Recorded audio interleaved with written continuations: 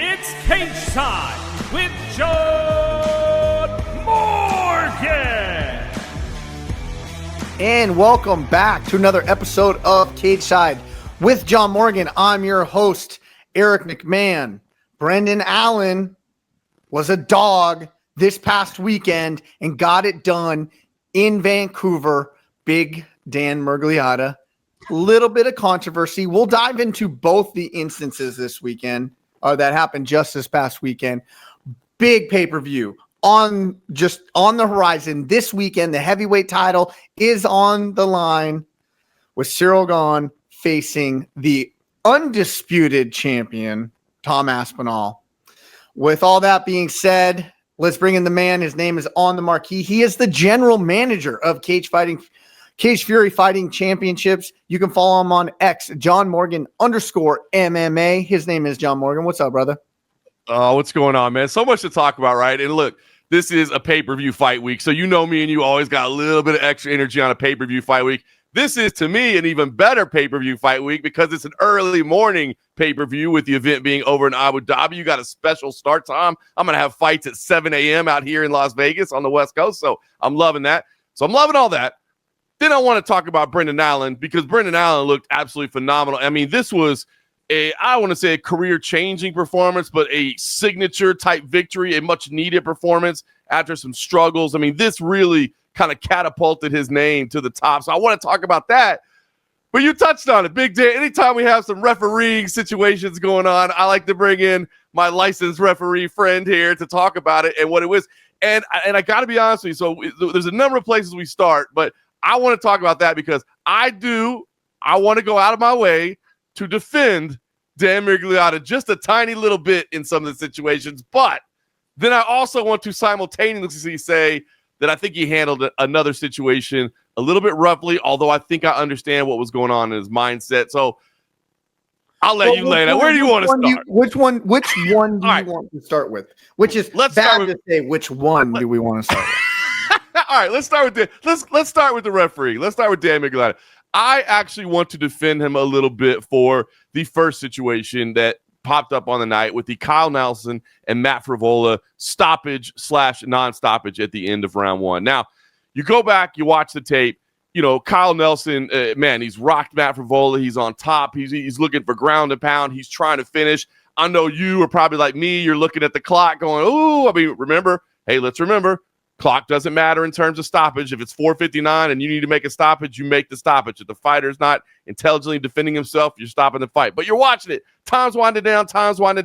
And with 3 seconds left, Big Dan Miragliotta gets in there, stops the fight, and immediately everybody starts going crazy. Kyle Nelson, he's got the big win. Amazing. But immediately, Big Dan Miragliotta says, it's not over. And there's confusion reigns, and everybody figures out, oh my gosh, Big Dan Miragliotta has stepped in 3 seconds early, very clearly. I mean, you can see it on the clock. He has stopped this matchup in round one at 4:57 with 3 seconds remaining. But he says, hey, I did not stop it. I thought it was the end of the round. We're continuing on. Now, this is the one I want to defend Dan on, and I'll let you guide me through your process. As always, I love your point of view because you've done this. I've just watched. I'm the guy on the couch watching from the sidelines or on press row, making decisions or talking about what I see and what I observe. The only thing that I want to say is that watching immediately, I did not take Dan's body language as he was trying to stop the fight. Like we've seen it recently, right? Where somebody was going in to stop a fight and then they're like, oh, my bad. No, we're going to continue on.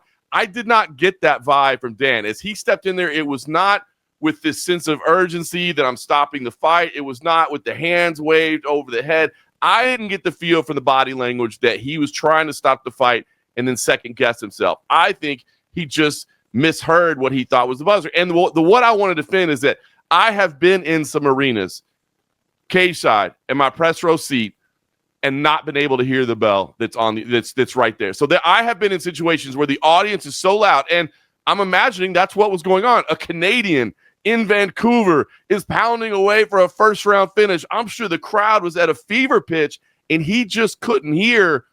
I mean, he wouldn't have heard the bell because it hadn't sounded yet. So I guess maybe I'm giving him a little too much freedom. But I'm just saying I've been in situations where you can't hear the bell. So I want to defend Big Dan in this. Did he make a mistake? He absolutely made a mistake. He stopped it at 4:57. That is undeniable. But I didn't feel like it was a situation where he was trying to stop the fight and then change his mind and second-guess himself. So I want to give him a little bit of defense there. I don't necessarily disagree with anything you said. Let's make one thing perfectly clear here. That 3 seconds remaining that we saw on the clock that was behind the fighters, that is on the post of the octagon, that is not the official time. Okay? It is not. The official time is kept by when the ref says go and when he says stop. Like, literally, he is the sole arbiter of the contest. Yes. I've been in situations, and I'm sure you, as the general manager of Cage Fury Fighting Championships, where this happened to me in Cage Fury. I was actually timing one time. I wasn't reffing. They asked me to be a timekeeper for that fight, and there was an illegal blow, right? And so the ref called the timeout. I had to click timeout. I start my 5 minutes. Blah blah blah blah blah blah blah blah blah. Ref calls time in. He goes time in. And then I get the production guy over my ears like, hey, let me see your stopwatch. I'm trying to sync it up with the broadcast, and I'm trying to do this to try and get them synced up, right? So we can't take that three seconds as gospel. So let's just start there, okay? And that's just giving us a way bigger explanation than we need at this point. But that's the truth. The second part of this is the broadcast takes away the timer from the broadcast for a reason. Absolutely. And the reason is because they are not the official time. Yep. So if that bell goes off with 2 seconds, 1 second, or 1 second later, or 2 seconds later, that it's so nobody's getting in hot water because the broadcast understands they're not the official timer. That's why they turn it off at 10 seconds. Right. That is correct. Now the referee has a process, or at least I do, and I have a process that it was ingrained into me by Big John McCarthy, right? When that clacker goes off, you start a manual count in your head. Now I know that's kind of a little bit counterintuitive of like, we're not paying attention to the clock, but we're paying attention because to a degree of not should I let him see another round, of more of like, we don't want anybody to take any more punishment than need be that is defined by this rule set. So when those clackers go off, I'm at 10, 9, 8, 7, so on and so forth. And then there's been times I've jumped in, and this is more on regional, stop. And I'm like, where are you at, timer? He's like, oh, my bad. Huh? Right? It happens. You know, does. It happens more often than you would think. So from that standpoint, if Big Dan Miragliotta said the round was over, the round is over. Yep. No ifs, ands, or buts. It just is what it is. Now, where I may give a little bit of pushback, and not a lot, is this is what confused me. And I'm not saying that Dan is wrong that he thought the round was over, right? He clearly thought the round was over. Right. When you said he jumped in and he didn't give he didn't make it look like he was stopping the fight. When Eric is stopping a fight, I'm diving in that way to separate, no ifs, ands, buts, no more shot. When I'm stopping around, I'm hovering and I'll yell, stop. Right.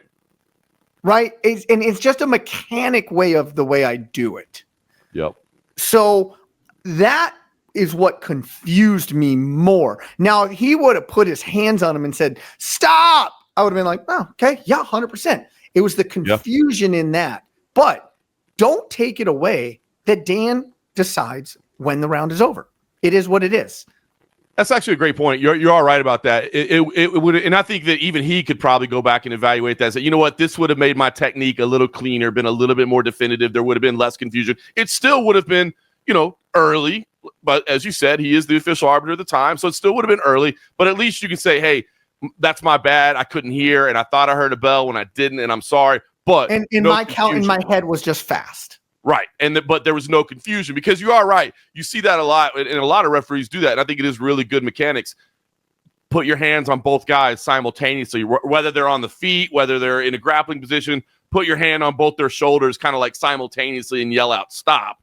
And as you said, at that point, there's no confusion. So you're right. But that's, again, I think people wanted to throw Dan under the bus for what happened. And I'm like, guys, it's simple human error. Like, human mistakes are going to happen. But that little piece of advice you threw in there would have made it much cleaner, and there would have been a much less confusion. So I think we're on the same page there. But as much, and you know me, man, and obviously, man, I say it to you'll beat up on us refs all you want. I do know you. No, you know I'm not defense. I always constantly say how hard of a job it is, how difficult it is, how challenging it is.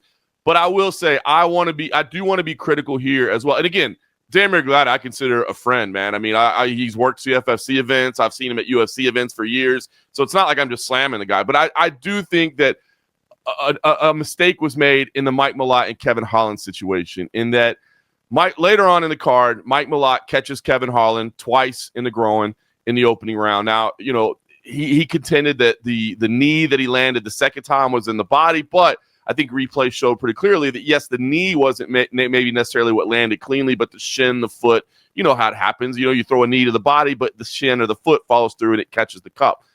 And this is Kevin Holland, by the way. And I saw some people saying, oh, Kevin Holland's playing it up. He's all. I don't think so, man. In fact, I saw Kevin Holland, post on social media, I believe this morning, that it's still hurting him. It's still throbbing. Yeah, and so Kevin Holland does not strike me as a guy that's going to play that up. Maybe for a little bit, just to ham it up, because he is a showman, right? But he's not going to play it up to the point of, past the 5 minutes and all. You know what I mean? Maybe he's trying to game for a point or something, or game for a stern warning. But he was showing real pain, and he continued to show real pain. So here's where I want to say that I think the system kind of failed Kevin Holland a little bit, and I want to put this, a little bit on, well, I guess I have to say a lot on Dan Miragliotta, but maybe everybody else involved as well that got in there, the doctor, everybody that went in there, because at the end of 5 minutes, and it went past 5 minutes, and I'll let you talk about that, that whole situation as well. But, Dan is asking, hey, can you go? Can you go? And as far as I can tell, and I went back and watched it, and I tried to make sure. Now, again, do we get every piece of audio? No, but it is pretty damn well mic'd up in there. Cameras do cut. We got a lot of it. I think we got all of it. And, but I'm trying to lay maybe a little bit of a doubt that I missed something. Maybe I missed a little bit of audio, or maybe during a camera cut, I missed a gesture that was made by Kevin Holland. But I never heard Kevin Holland say, yes, I'm good, let's go. I saw, man, what I took that to be as is a fighter that's saying, I don't want to go right now, but please don't make me say that. I need you to save me. I do not want to be a quitter. I do not want to be a guy that said, no, I can't go because I got kicked in the groin. He never said he was okay to Dan Miragliotta. He never said he was okay to the doctor. The doctor came in after the first round and is like, inspecting, and he never says anything. And so to me, I saw a fighter that was subliminally saying, please, I can't go, but my pride and my ego and who I am as a fighter will not allow me to say that. So please say it for me. And I feel like the system kind of failed him. And it sucks for Mike Malott too, because I like Mike Malott very much. I mean, he came through CFFC, and this is a huge, huge win. And I kind of feel like maybe Mike Malott didn't necessarily get, not that, a no contest, as I think it would have been called, would have given him any favor either. But I feel like he got the biggest win of his career here, and I don't know that he's going to get credit for it. But the whole time I was watching this thing, and I went back and watched the replay as well, I was getting the vibe from Kevin Holland that, no, I don't want to fight, but I'm not going to say that, and I need you to save me, and no one did. This is another really tough one. At the end of the day, I feel bad for Dan. I don't know Dan overly too well. Met him on a handful of occasions, but not close with him, right? But I empathize in the position that he was put in, right? That is a good point. Here is a situation that in my rules meeting, mind you, I said, I almost say this to everybody, especially on the UFC level, and or even on that CFFC and LFA level. I said, listen, I understand the gravity of this situation. I am going to let you work through everything to a point. I'm going to do what I can to not take an opportunity away from you. And I believe that's what Dan was trying to do. It is honestly, Our job as a referee is to, yes, call balls and strikes. And in a lot of times it should not be a subjective nature thing. By the rule set, it shouldn't be subjective. But in reality, a lot of it is subjective. All right. And I always, like I said, I will let you fight through any submission, anything, as long as if I give calls and I get responses that I'm not expecting you to get to the best position, I'm expecting you to try and improve your position. Things of that nature. I'll let it go to a point. And I just think that's what Dan was doing here. Is you have a guy, and everybody knows Kevin Holland. Right. Everybody knows that this guy fights through everything.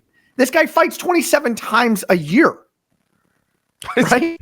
It's so, right. So I feel bad for him. Here is where,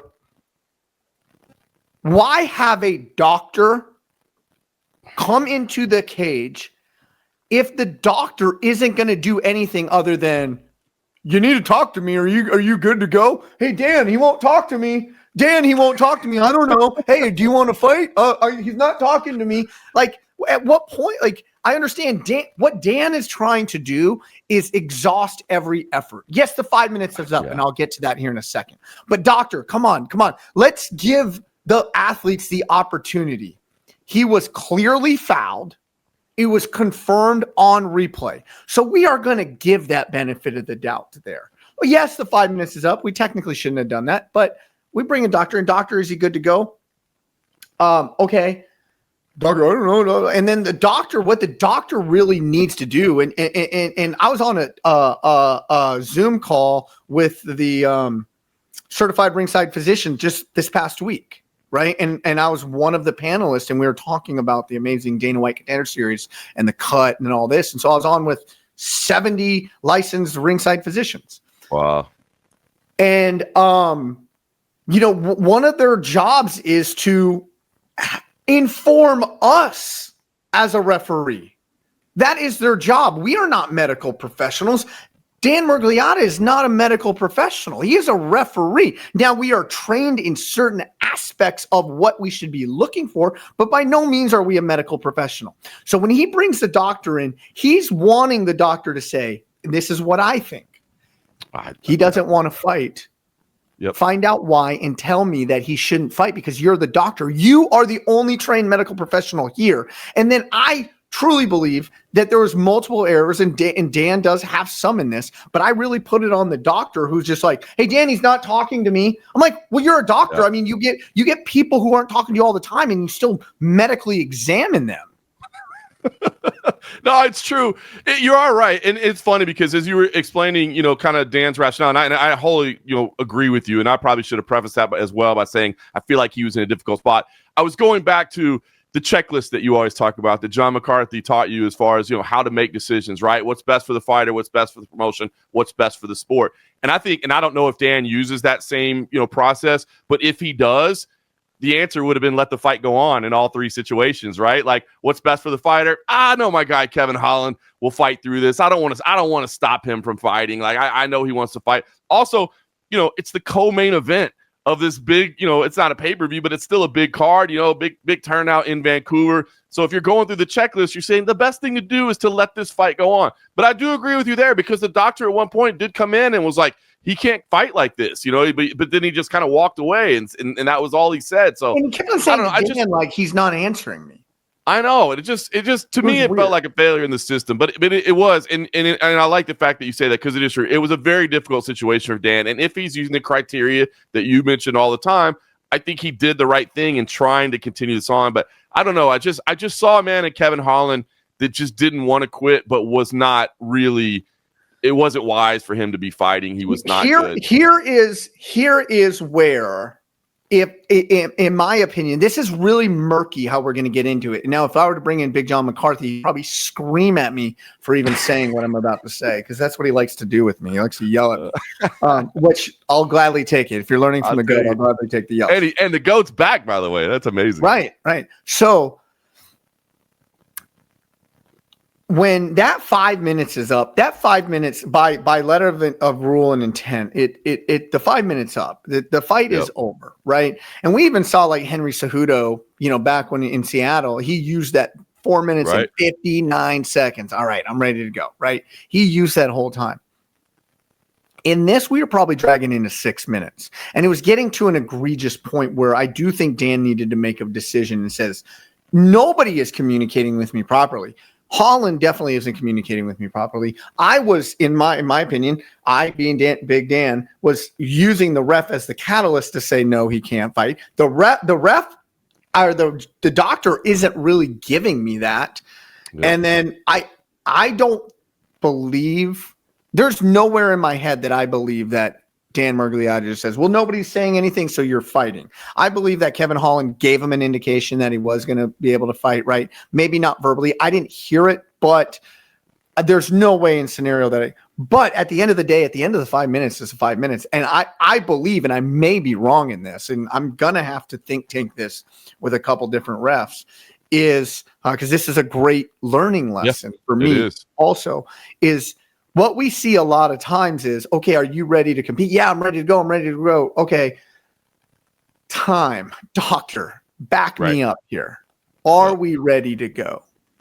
Yep. And then that would have given the plausible deniability from all parties involved, right? If he's not ready to go and the doctor says, no, he can't go, then I can then turn back to that no contest because it was by an unintentional illegal knee that was still in round number 1 that I then can determine, hey, he can't fight. This is a no contest. I think that's the way it probably should have been handled at the end of that 5 minutes. It just wasn't. And I understand why. It was like, hey, we just want to get this going. We want to get this going. I already brought the doctor in and blah, blah, blah, blah, blah.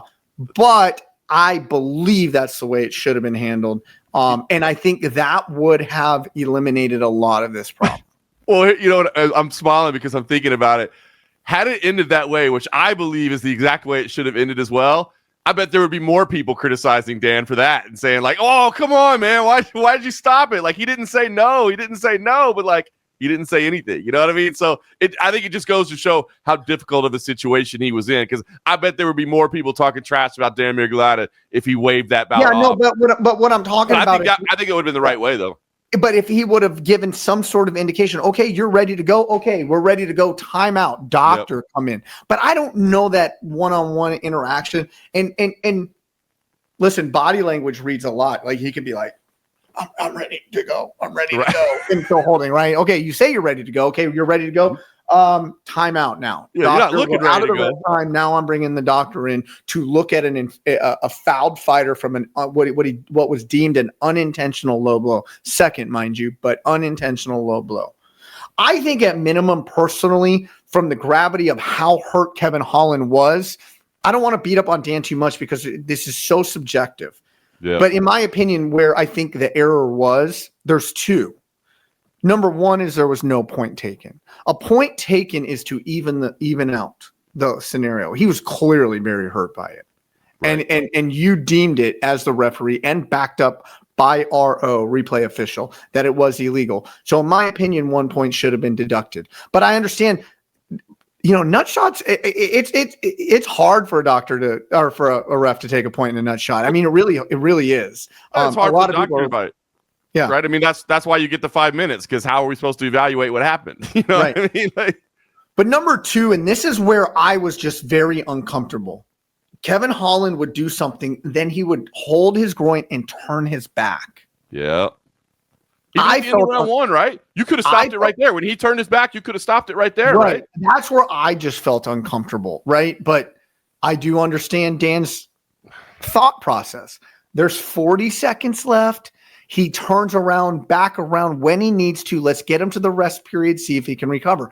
This is not a simple scenario, everybody. This is so complex, and I hope that maybe I just gave some things for everybody to think about, because we just ran through 10 scenarios of what woulda, coulda, shoulda, and all of them I go back to. But I do see what Dan was doing here. Yeah, I do. I do get it, man. I totally understand. And again, I think Dan's a fantastic official. I just at that moment, I just kind of. And look, I kind of wish, I just kind of wish somebody had stopped it for Holland. I saw a guy that didn't want to compete, but just didn't, who he is, who his moral character is, wouldn't let him say, I can't go, Yeah. So I wanted somebody to save him from himself, I think. At the end of the day, this is what had happened is kind of a really weird scenario in both of them. Yep. And, I don't really think you can look at Dan and saying you did really wrong here. Right. Because one in the time stoppage, like, no, he can end the round. Like if he counted backwards from 10 and he thought the time was over, regardless of if he thought he heard a bell or if he didn't, the round's over. Yep. The next one is he is wanting to give that fighter every opportunity because at the end of the day, Kevin Holland was fouled. And so Dan is just milking that to try and give him more, to try and do the right thing, to do what is A, best for the fighters, B, what's best for the fans, C, what's best for the promotion, and D, what's best for the sport. Yep. And so I see what he was doing. Yep. And I can't say I'd necessarily do anything different. Hindsight being 2020, I'd probably do a lot of things different. But that's hindsight being 2020. That's it, man. That's it. Well, all that, a little controversy, I guess, and things to talk about. I don't want to take away from, giving Brendan Allen a little bit of shine as well, man. I mean, stepping up on short notice, delivering a performance. Hey, surviving a very difficult opening round, like immediately, I'm like, this is not going to go Brendan Allen's way. And to go through that and to show the resolve and the domination that he had, amazing performance by Brendan Allen. And let's say also, just throw it in, there's something you don't see a whole lot of in mixed martial arts contests. A towel being thrown in to stop round 5. And yes, I'm with you. Kudos, clap, much deserved. At that point, it was very clear. That's a trainer and a coach who cares about his athlete. It really is, not going to use some stupid, archaic way of thinking to put his fighter back in danger. I love it. I thought it's something we need to see more of, and I get it. I understand, look, the hesitancy to stop fights from the corner in mixed martial arts, I think very much stems from a couple of things. Number one, the pay structure, right? The way the pay structure is set up in mixed martial arts, you get your show money, and then in most scenarios, unless you have a special contract, that money is doubled if you're to win. And so that trainer doesn't want to feel like, hey, I just took away half this man's paycheck by not giving a chance to win. And that's buoyed by the second fact, which is, unlike in boxing where corner stoppages are a lot more frequent, you have several ways to win in mixed martial arts, right? In boxing, there's one way to win, outpunch the other opponent. And sometimes when you see like, hey, this is not our night, this guy is faster, this guy is etc. But we've seen crazy comebacks in mixed martial arts because there are submissions and there are so many ways. And so I get it. So people are like, yeah, my guy's being outclassed, but boy, if he can just get on the neck 1 second, man, he's going to get that rear naked choke. He's going to, and you don't want to take it away. But at the end of round 4, when, Jason Herzog, by the way, is rightfully saying you can't pick him up off the deck. He's got to walk back to the corner. I need to see that he's okay. I need to see that he's all right and continue. When Reinier de Ridder can barely get off the canvas at the end of round 3, can barely get off the canvas at the end of round 4, you know what I mean? Like, at that point, I mean, why send the guy out there for another 5 minutes?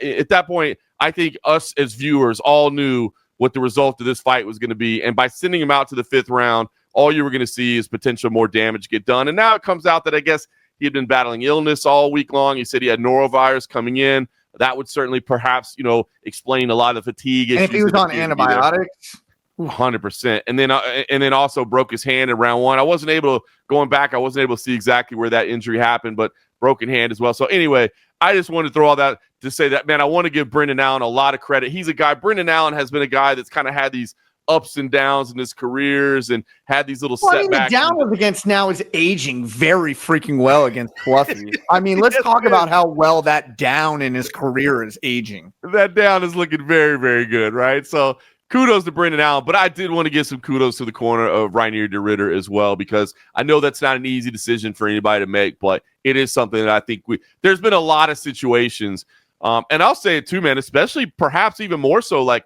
at the regional level where you're like, why are you sending your guy back out there right now? There's not $1 million on the line tonight. You know what I mean? Like save it for another day. And so I know it's as you said, it's kind of not necessarily in the culture of MMA, but when it happens, I think it needs to be rewarded because there was absolutely no reason for Reinier to be out there for round 5. There's somebody else I want to give credit to in this fight. Us. Right? Never afraid to pat yourself on the back a little bit. I love it. Last week, RDR big favorite coming in, Yep. right? And we acknowledge that. But I remember saying, I am so interested in this fight because Brendan Allen will fight you everywhere. He will not quit. He will not quit. He is a man that is a driven, almost sadistically driven individual. Yep. Even if the way you hear him talk, right? He's got a chip on his shoulder all the time, bro. He's got a chip on his shoulder all the time. There is nothing going to stop. You have to kill him in the cage to literally beat him. He will not stop. And so I remember saying, like, I am ultra interested because this man is built that way. And when you have somebody built that way, they are very hard to put away. And it came to fruition. Now, extenuating circumstances aside, I mean, he proved us right in thinking who Brendan Allen was. We were proved right in that. He is exactly who we thought he was. I don't think that we can say that RDR isn't who we thought he was. I don't think we can say that. Because I can tell you a real world. I think I've said it before on this show. I competed in a jiu-jitsu tournament one time when I had an infection in my head and I was on antibiotics for a whole week and I was still on antibiotics. I quit. I have never in my life felt fatigue competing like I did. It was like I never could get out of first gear. I was dead tired from the first exchange, and it just usually you get an adrenaline dump, you can work it back, and you're into flow. It never happened. So I do give credit, especially seeing how exhausted he was. So I do put some merit to that. But Brendan Allen is who we thought he was, and now seeing that. I don't want to go back to, well, does Chimaev still have cardio issues? But we didn't really get to know that. That does intrigue me now. Like my ears perked up a little bit after watching that. And he's calling out Dricus and he's calling out Chimaev. And then if I can't get either one of those two, Strickland, let's run it back. He may be one of my new favorites. I love it, man. I've always been a big Brendan Allen fan because of that. I like guys that fight a little bit angry. They fight a little bit, like I said, I always feel like he always feels like he's being disrespected. And maybe he has in a lot of ways. But I think you hit the nail on the head because I'm not ready to jump off the RDR bandwagon and say that he doesn't deserve to belong. But I think what was proven is that Brendan Allen finally proved that, yes, like when you talk about the division's elite, you have to talk about him in there as well. He has to be in the mix of those fighters that he called out. You know, you're kind of getting this new look middleweight division after having those same names at the top for many, many years. It's kind of churning through now. And I think he proved that, hey, man, he belongs to be in those discussions and he belongs to be involved in those matchups. But again, I'm going to say it. I'm not ready to jump off the RDR bandwagon just yet. I think he's still going to have some big fights and some big wins ahead of himself as well. And let me give you one last thing. Bilal Muhammad, man, he's a great cornerman. Boy, he is really just great. In terms of the technical advice, but also in terms of like the motivational and just the camaraderie and the support. It's all there. It's all there. Bilal Muhammad, man. I just want to give a little shout out to him too for being a fantastic cornerman. And that's certainly going to be a part of his career when his fighting days are done. I just want us to realize that since 2021, Brendan Allen has 2 losses. Imavov and Fluffy in back-to-back fights. And he goes and says to himself, and in publicly, especially after the Fluffy fight, I guess I'm not who I thought I was. Yep. And those were 3-round fights against the 1 and 2 ranked guys in the division. Yep. You are who you thought you were. I'll say that. You are who, you know, and these guys didn't overwhelmingly beat him. Right now, Fluffy wore him down a little bit, but Fluffy just was he's suffocating that way. But 4 and 5, who knows, right? This guy, and that's the one thing about Brendan Allen. He is not going to quit on himself. Yep. I love it, man. As you said, both of his losses really are aging well. You know what I mean? Both of those setbacks, those are the elite of the division right now, outside of the champ. So, yeah, man, I think you nailed it. With this new motivation, right? Let's just say we get a Mavov and Chimaev. Yep. I would love to see Fluffy and Brendan Allen a rematch. I don't think it will happen because then now we can stack them, right? Yep.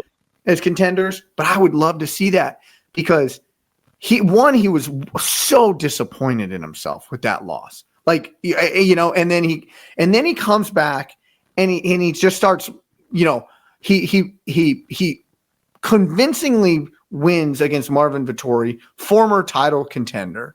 Then he beats RDR, 2 Division 1 championship champion, and convincingly in kind of both of them. I'd love to see that Fluffy match. It won't happen, but maybe in due time because those are 2 guys who will not quit. And it would be fun for us fans to see that again, knowing that the stakes are that much higher. You're 100% right that it won't happen right away. You know, we'll see how the division plays out, but it would be cool if it involved a title as well. Because obviously, like, you know, Brendan lost Anthony on the regional scene as well back in the day. So this is like that guy that's gotten him twice. That's, you know, I didn't realize big that. brother. Yeah, I fought him. So the initial UFC fight was a rematch as well when they fought on the regional scene as well. So LFA, yeah, I'm looking at it. For him to be 2018. For him to be 0-2 against them. I mean, if somehow the cards play out, there's a lot of variables that have to happen there. But can you imagine if somehow like Anthony Hernandez becomes champion and Brendan Allen wins a couple in a row, or he's the clear number 1 contender, and now he's challenging for the UFC title against a guy that's beaten him twice, that's always had his number. You know what I mean? Like the kind of interest. I love stories and stuff like that. So it would be pretty cool if that's the way it's played out. Crazy? The level of competition that Brendan Allen has fought in his whole career. I'm going to tell you his losses on the regional scene. He has 3 losses on the regional scene out of, I don't even want to count them. Let's call them 15 fights. I don't know. Right? He's lost to Trevin Giles. I'm sorry. Who made it to the UFC. Made it to the UFC. Eric, your boy Anders, made it to the UFC. And Anthony Fluffy Hernandez, who is now a title challenger. Yeah. Those are his regional losses. Like, who fights people like that? Who fights people like that on the regional scene? You're a de facto matchmaker for CFFC. Who takes hard fights like that? Nobody, right? Everybody wants to try to find the easiest path they possibly can to get to the UFC. And we try to stress to people all the time, like, look, man, you need to get some hard fights in now because you're going to have nothing but hard fights once you make it to the UFC. So don't necessarily just look for the easiest path to get there. So, yeah, man, I got a lot of respect for Brendan Allen, man. This was a big win for him. Very, very, very big night. All right, can we get into the pay-per-view 321 coming up? We have to, brother. On Saturday morning from Abu Dhabi, I'm telling you, prelims kick off at 7 a.m. here in Las Vegas. I'm waking up, pouring some coffee, and getting some fights. I don't have to wait at all. And some big, big fights at the top of the bill. None bigger, of course, than Tom Aspinall versus Ciryl Gane. Do you have your best fight odds pulled up? I don't. Should I pull them up? Okay, I didn't know if you needed me to guess or not. Let's guess right away. Actually, now that I'm going to say Tom Aspinall is like a minus 325. I mean, you would be wrong because it's minus 425 to 450. Okay. Yeah. Okay. Big time. Big time favorite. Big time favorite. And understandably so, right? Meanwhile, Ciryl Gane coming back at a plus 300. I'll just go out. I mean, look, the odds being what they are, I think everybody is picking Tom Aspinall in this fight. And I understand why, and I am as well. But it's heavyweight. And Ciryl Gane is a big, strong, athletic dude who does have KO power, who does have some grappling skills. I wouldn't think he wanted the fight to be there. He is working on some stuff, and I know he's been brought in some Olympic level wrestling. I don't know that bringing in an Olympic level wrestler for one training camp is going to get you ready for the grappling of Tom Aspinall, but we know he's at least addressing it. So it does intrigue me, but I do believe Tom Aspinall is the right pick here for all intents and purposes. I would say this, and people may call me crazy, and I'm not picking Ciryl Gane, but if this gets into round 2, Ciryl Gane is very slick striker, very technically proficient, slick, and hard to hit, and can hit hard back very proficiently, mind you. Where Tom Aspinall, what do we always say about Tom Aspinall? Like, I don't know, let's get him into the second round and see how he fares. You know what I mean? Yep. So I mean, he's been out of the first round, I believe, 3 times in his career. 2 of them are in losses. Now, one was an illegal downward elbow, which would be 12-6, and we really not going to count that. But he's very rarely been out of the second round. 1 of the 3, let's just say he legitimately lost. Okay. So that's where, in my opinion, this fight starts. Yep. So I was thinking about this because I completely agree with you. And that's why, like I say, I believe Tom Aspinall, I mean, his skills are just incredible, right? I mean, the guy has the ability and the potential to reign for a long time at the heavyweight division. Like, I am a big fan of Tom Aspinall, but you always just say, how would you go about it? We haven't seen a whole lot of him in round 2. We don't know. It has been over a year since he's fought. Will there be a little bit of timing issues early on? And if you get clipped as a heavyweight, I mean, it only takes one, right? That's the heavyweight game in mixed martial arts. So it does get tricky. Could this be an absolute Tom Aspinall smash session and he's done in a minute? And yeah, it could. But I agree. If this thing goes to round 2, it gets really intriguing. Now, here's what the thought that I was playing through my head this weekend is, you know, you're in the corner of Ciryl Gane. He's brought you in. He's like, man, dude, I'm a big fan of cage. He's he's a big fan of Cageside with John Morgan. He says, man, Eric McMahon, I've seen your breakdowns. They're spectacular. I know I need to get to round 2, but how do I get there? What's the best way for me to get there? And run is part of it. But I wasn't, what is the best way to try to get to round 2? Because, there's, when you don't fight the way that you're used to fighting, when you don't play to your strengths, sometimes it's very difficult to execute something new that's not particularly what you do. And then you get caught, and then all of a sudden you start thinking, well, that was stupid. I never even did what I'm good at because I was so focused on trying to get to round 2. So what do you think would be your coaching? Right? Yes, exactly, right? So what do you think would be your advice? Avoid the ground at all cost. I completely agree. Yep. Okay. Number 2 is where I think Tom Aspinall exposes everybody is the athleticism and the speed and power which he operates. He will jump in lightning fast and get these strikes out, right? And so you go against a guy like Pavlovich, right, who thinks he has the power to handle all this and realizes he doesn't, or he may have had the power to hurt Aspinall. We didn't get to find out because the speed overwhelmed him because they're fighting at range. Right. Don't fight at range to start. Don't fight at range for a while, right? What that's going to do, I need you circling. And when he comes in, man, I want some linear kicks to the front of the legs. I want to keep us as far away. I want to see what can happen when there's a little bit of frustration that sets in. Tom Aspinall has had no frustration his UFC career. Albeit one freak injury, right?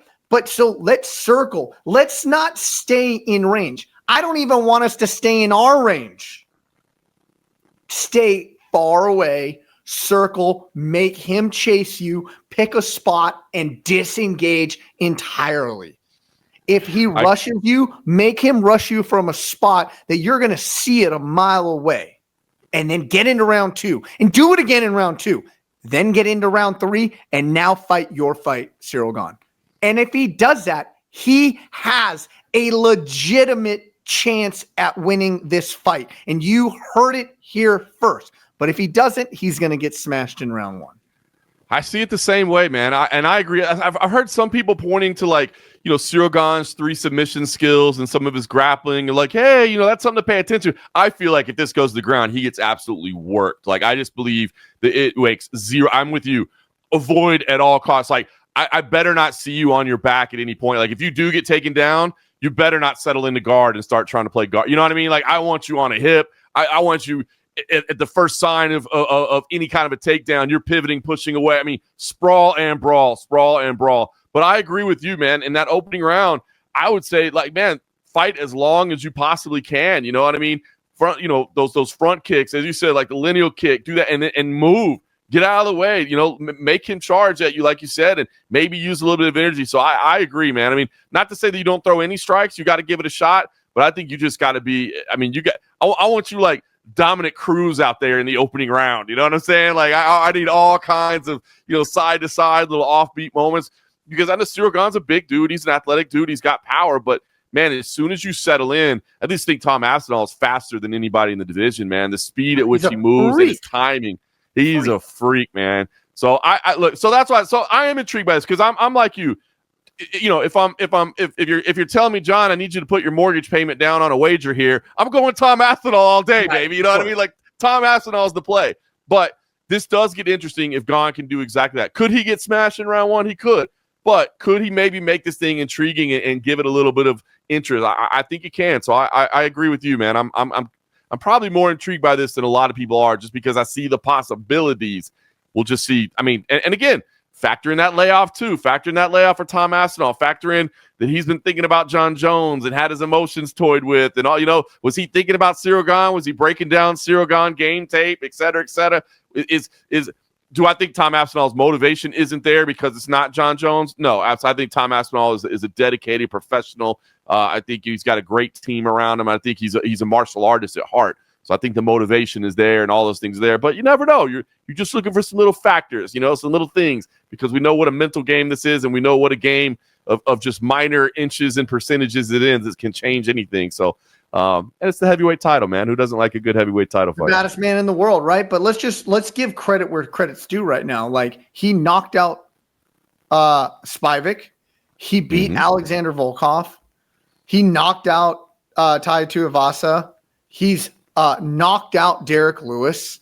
I mean, this guy has beaten everybody. He got taken down. And let's mind you, Francis Ngannou didn't want to stand with him. Nope. Right? Francis Ngannou, right? So think about that. Francis Ngannou didn't want to stand with him. And then, you get to Jon Jones. Let's throw that one out the window. Yeah. That was a bad performance. Bad mental lock up there, I think. If we can get to round 3, this could be a shocker, an all-time shocker. Right?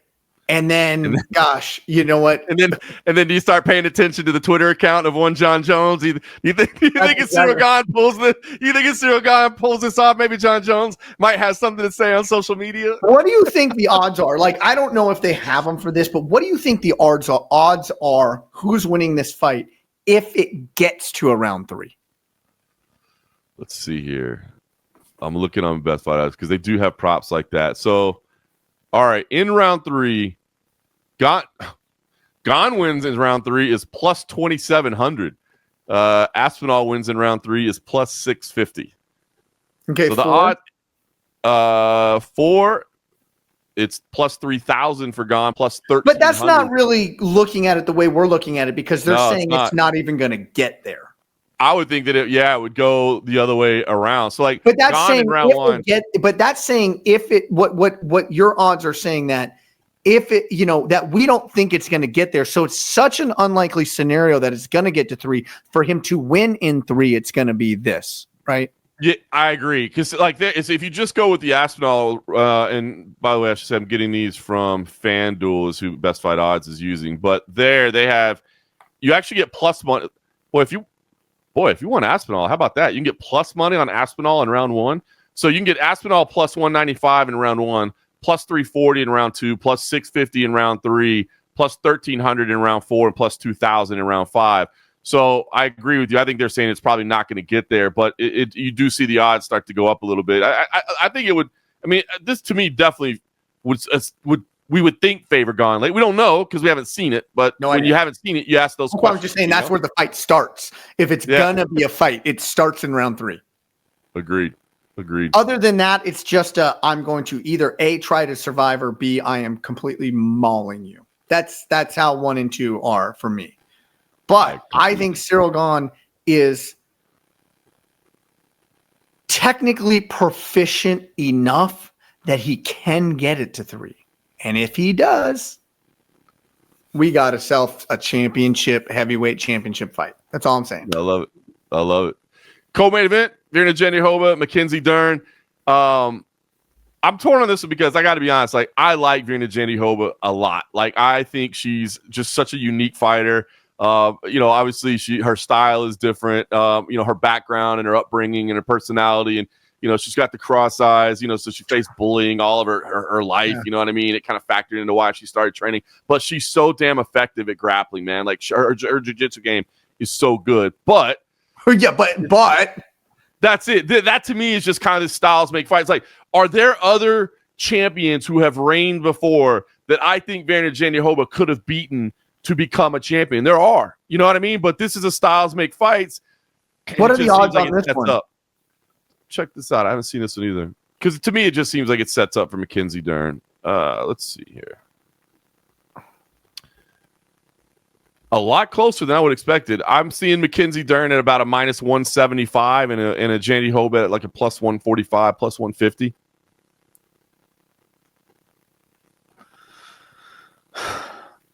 Here's what I know, and probably a little bit more about Dern. This girl is a dog on a bone. You take her off that leash. When she's hurt, she starts fighting harder. She doesn't retreat. She attacks when she gets hurt. Like, she is the funnest fighter to watch. She gets a lot of like kind of hate, I guess, right? She does. Out there. And I don't know why. Maybe it's the fake, I don't understand English. It probably is that.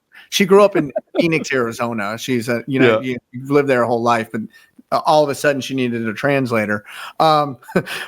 But I think that's where she gets a lot of the hate per se.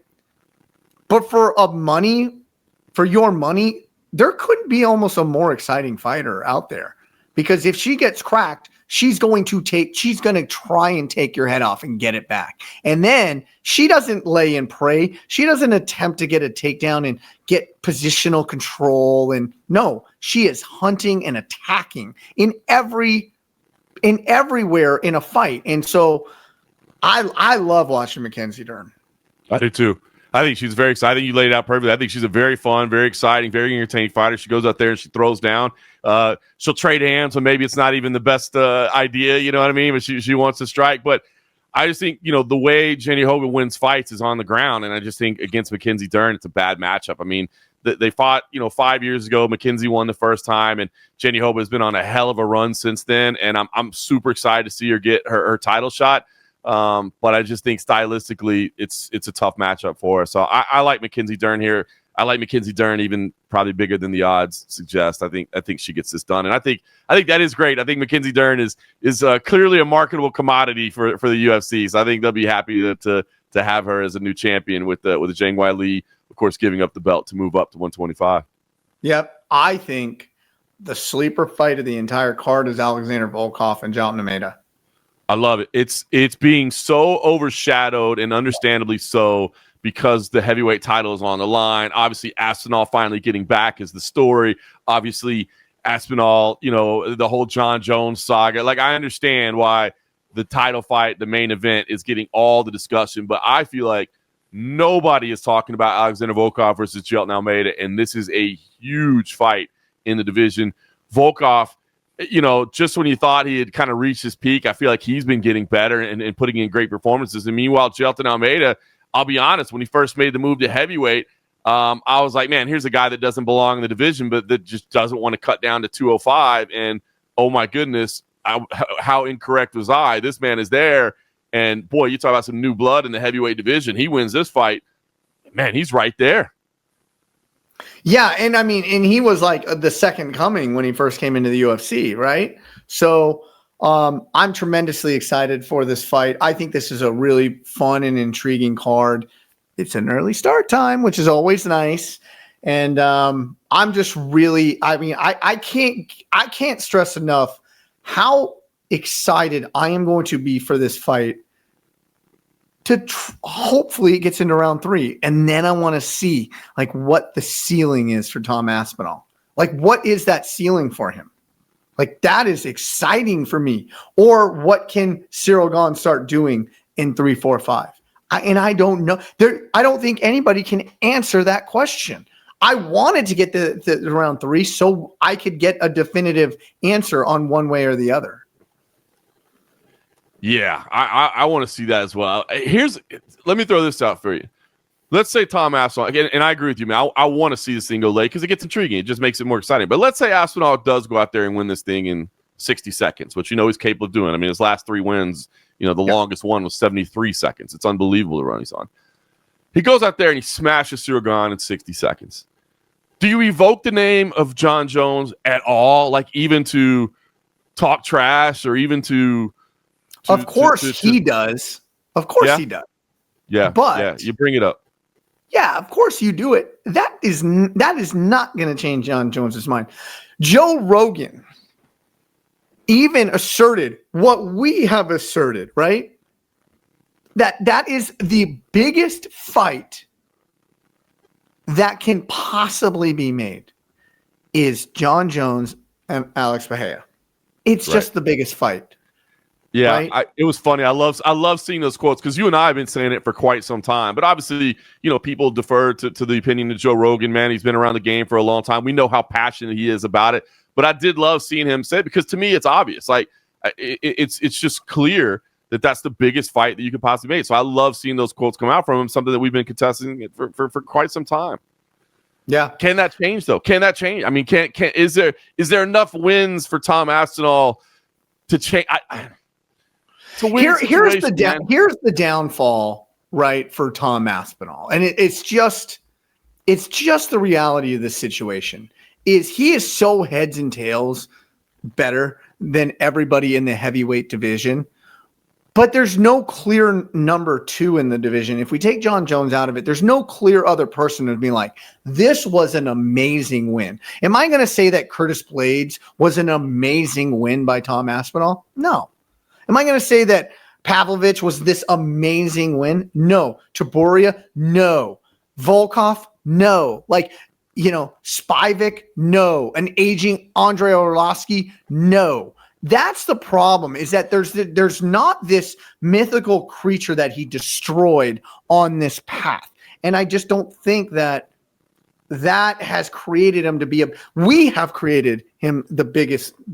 Because we see the talent because he is running through everybody. But everybody that he has run through, we are not going to say he ran through a world beater. It's true, man. And I'm sitting here thinking about it because, like, all right, I mean, if you look at the heavyweight rankings right now, Gane is obviously the number 1 contender. If he wins this, he's already beaten Volkov. He's already beaten Pavlovich. He's already beaten Blades. Almeida is number 5. So if Almeida comes out and has a great win over Volkov, if he beats Gane and then beats Almeida, I mean, there's no names on the list where I look at where I was like, well, if only he had this win, I think people would give him his due. It's just, you're already see like I think we're all agreeing how great he is, but he's just not of that like mythical level where Jon Jones and Alex Bahia are and where they reside and where they what stand. If he does run through Ciryl Gane at 3 minutes and 30 seconds of round number 1? It wasn't faster than 2 minutes and 2 seconds that Jon Jones did. So true. So true. It's almost a no-win situation for Tom Aspinall, which is unfortunate. He was almost like he was 2 years too late in this heavyweight division. Because then he could have had Francis Ngannou. Now, had he gotten that win in that fight, then there's no doubt that Jon Jones versus him is the biggest fight to make. But he didn't get it. He was on the shelf. It's crazy, man. It's the way timing works because we all agree how just damn good he is, man. I mean, the fact that we're saying, yeah, he could go out there and win in a minute, it's unbelievable. But I don't know. I mean, look, hey, Jon Jones, you never know what's going through the head of Jon Jones. And who knows what'll happen, man. Who knows the way things will play out. I'm never going to rule it out. I'd love to see it. I want Tom Aspinall to get that opportunity because I think Tom Aspinall is like generational type talent. Me too. I just don't think he's generational right now. Before we wrap up, because we're going a little long now, yep. I just have one final question for you. Let's hear it. Who do you think the UFC wants Jon Jones to fight? At the White House? if they want Jon Jones to fight, which they do, they're not going to say it, but they do, right? Who do you think that they want that fight to be? Because I'm still thinking it's Alex Bahia. Because I think it is. It is. Right. And even though they're saying fight. like, yo, the Tom Aspinall and he's playing games with us, this, that, and the other, right? And they're acting like that's really the fight that they want. I really think that they probably want from the blockbuster that it would be.